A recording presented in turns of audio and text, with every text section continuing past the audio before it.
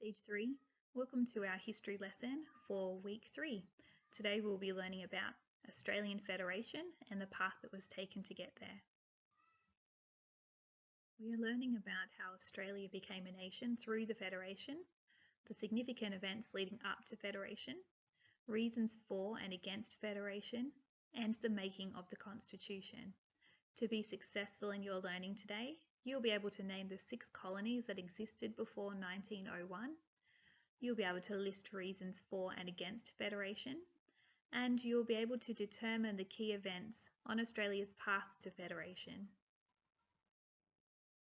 Before 1901, Australia was made up of 6 colonies. These colonies were partly self-governing, but still under the law-making power of the British Parliament.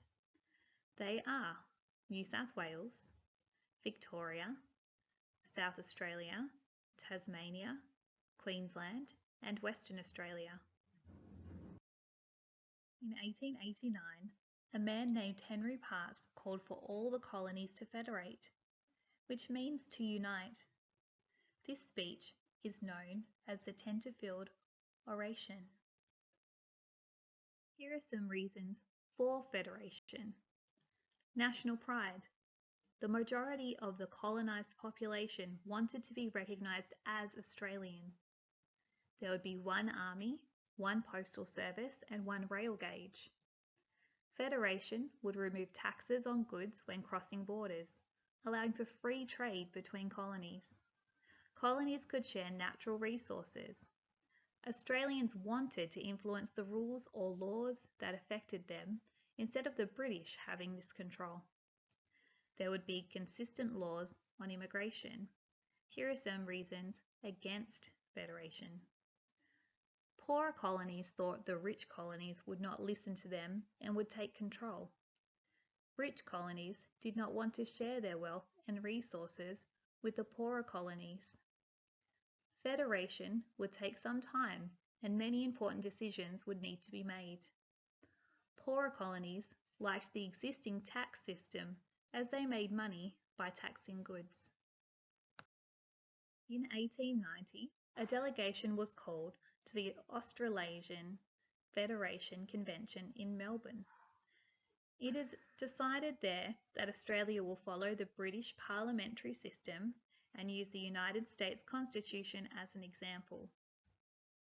In 1891, a constitutional convention is held in Sydney. The first draft of the Constitution is written and approved. In 1893, a meeting was held in Corowa where a man named Sir John Quick proposed a new draft constitution should be written by elected colony representatives and that the public should get to vote on the draft. 3 more conventions were held. After each, the delegates would return to their colony to discuss the new draft and make changes. All delegates had to agree for the final draft to be completed. In 1898, the first referendum is held in South Australia, Victoria, New South Wales, and Tasmania. Changes are made in the Constitution and the public votes once more. All participating colonies vote yes to Federation. In 1899, the second referendum is held in New South Wales, Victoria, South Australia, Tasmania, and Queensland. Changes are once again made to the Constitution and the public votes again. All participating colonies vote yes to Federation. In 1900, a team of politicians travelled to London to present the Constitution to the British government. British Parliament passes the Commonwealth of Australia Constitution Act, which allows the colonies to federate.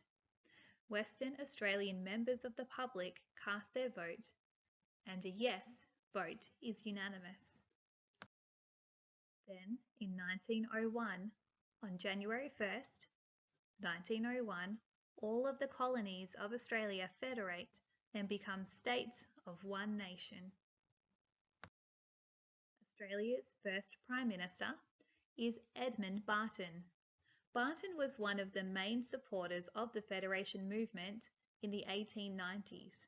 He helped draft the Constitution and led the group who presented the Constitution to British Parliament. Barton became Australia's first Prime Minister on January the 1st, 1901. Okay, time for a quiz. There are 10 questions. We will do it together. Question number 1. Before the Federation, what were the 6 colonies of Australia? All right, have you worked out your answer? Let's see if you got it. The answer is A, Western Australia, South Australia, Victoria, New South Wales, Queensland, and Tasmania. Question number 2. Who was the man who delivered a speech at Tenterfield, New South Wales, calling on the colonies to federate? All right, let's see if you got it. It was D, Sir Henry Parkes. Question 3. In which year was the first referendum? The answer is C, 1898. Question 4. In which year was the second referendum? The answer is A, 1899. Question 5. Who was responsible for the Corowa Plan? The answer is D, Sir John Quick. Question 6. Which colony was the last to hold a referendum?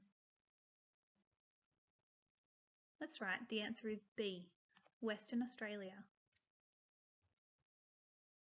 Question 7. What was the date of the Australian Federation? Yeah, it's C, the 1st of January, 1901. Question 8. Who is known as the father of Federation? The answer is A, Sir Henry Parkes. 2 more to go. Question 9. Who was Australia's first Prime Minister? If your answer was C, you are correct, Sir Edmund Barton. Okay, now our last question. Question 10. Which of the following was a reason for Federation? The answer is D. There would be 1 army, 1 postal service, and 1 rail gauge.